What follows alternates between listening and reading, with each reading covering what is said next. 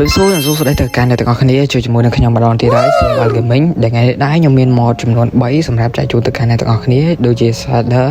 mod ជំនួយ APS និង mod F5 ដែលអ្នកទាំងអស់គ្នាដឹងថាជា mod ដែលអាចយើងមើលពី background ពីខាងក្រោយខាងមុខអីចឹងណាអ្នកគ្នា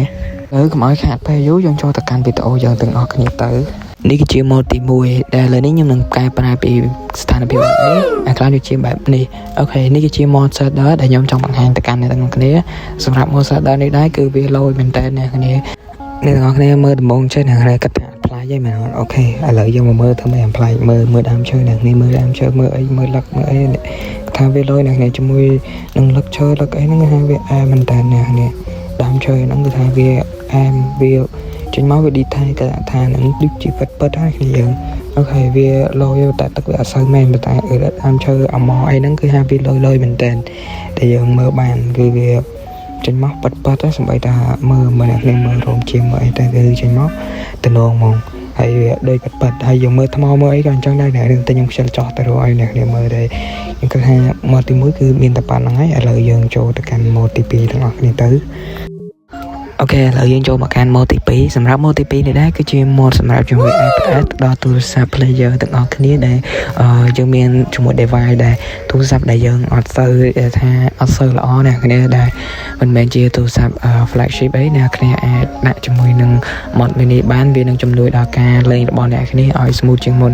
អូខេអ្នកគ្នាអាចមើលបានគឺវា smooth ជាងមុនសម្រាប់ទូរស័ព្ទដែលមិនសូវខ្លាំងទូរស័ព្ទយើងដែលតាក់ឆ្នាំលេងតាក់អីយើងណែទៅអ្នកគ្នាវានឹងកាត់បន្ថយជាមួយនឹង effect ខ្លះនៅពេលដែលវាកាត់ effect ឬក៏ graphic អីចេញពីទូរស័ព្ទយើងទៅវាអាចជួយធ្វើឲ្យ game របស់យើងហ្នឹងវា smooth ជាងមុនអញ្ចឹងណាអ្នកគ្នាអូខេសម្រាប់ mod ទី2នេះខ្ញុំមានតែប៉ុណ្្នឹងឯងឥឡូវយើងបន្តជាមួយនឹង mod ចុងក្រោយរបស់យើងទៅចំពោះ mod ចុងក្រោយគឺជា mod F5 ដែលយើងអាចមើលពី 0% second percent ឬក៏ first% តាមវាចិត្តចង់របស់យើងអូខេអ្នកទាំងអស់គ្នាអាចមើលទៅកន្លែងខាងលើហ្នឹងបានយើងមើលកន្លែងហ្នឹងទៅកន្លែងហ្នឹងគឺជាកន្លែងដែលយើងអត់ផ្លាស់ប្ដូរពី F4 ឲ្យបាន F5 ទៅ 0% អី second percent អីចឹងទៅយើងអាចដូរពីនឹងបានអញ្ចឹងណាសម្រាប់អ្នកធ្វើវីដេអូអីហ្នឹងគឺដាក់ហ្នឹងទៅស្រួលហ្មងសម្រាប់ player ដែលលេងនៅលើទូរស័ព្ទអញ្ចឹងវាងាយស្រួលមែនតើសម្រាប់យើងហើយវាលយត្រង់ហ្នឹងឥឡូវ